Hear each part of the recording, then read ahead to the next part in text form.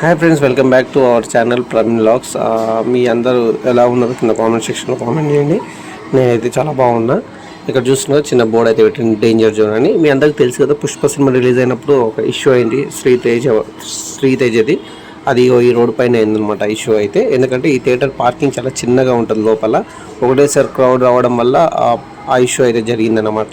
ఆ ఇష్యూ జరిగిన తర్వాత కొన్ని చేంజెస్ అయితే ఈ థియేటర్ దగ్గర అయితే చేసిండు. ఆ చేంజెస్ ఏంటి అనేది మనము క్లియర్గా ఈ వీడియో మొత్తం చూడండి.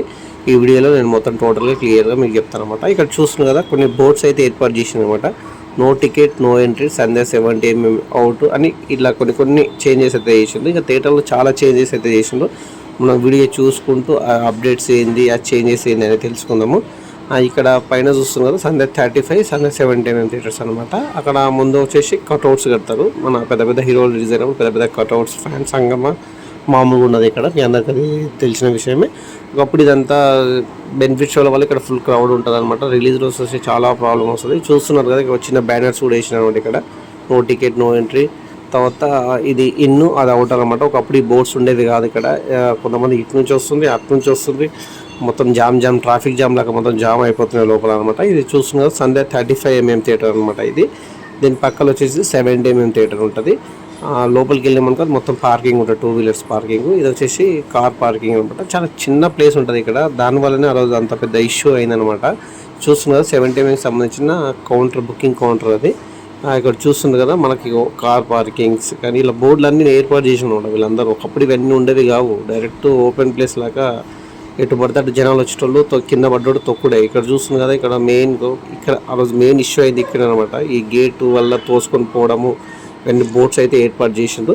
ఇలా చాలా అప్డేట్ అయితే చేసింది థియేటర్ దగ్గర అయితే. చాలా చేంజెస్ అయితే చేసిండ్రు. మీరు థియేటర్ మొత్తానికి బోర్డ్స్ అయితే ఫిట్ చేసినారు అనమాట. ఆ ఇష్యూ జరిగినప్పటి నుంచి ఆ బోర్డులన్నీ పెట్టిండ్రు. కార్ పార్కింగ్ ఇవన్నీ ఉండేవి కాదు, 2 వీలర్ వస్తున్నాయి, డైరెక్ట్ పెట్టేసుకుంటూనే వెళ్ళిపోతున్నాయి అనమాట. అట్లా కూడా కొన్ని ఇష్యూస్ జరుగుతున్నాయి. ఆ ఇష్యూ జరిగినప్పటి నుంచి ఇవన్నీ అయితే థియేటర్ వల్ల అయితే అన్ని బోర్డ్స్ అయితే ఫిట్ చేయించారు అనమాట. అంటే జనాలకు తెలవడానికి.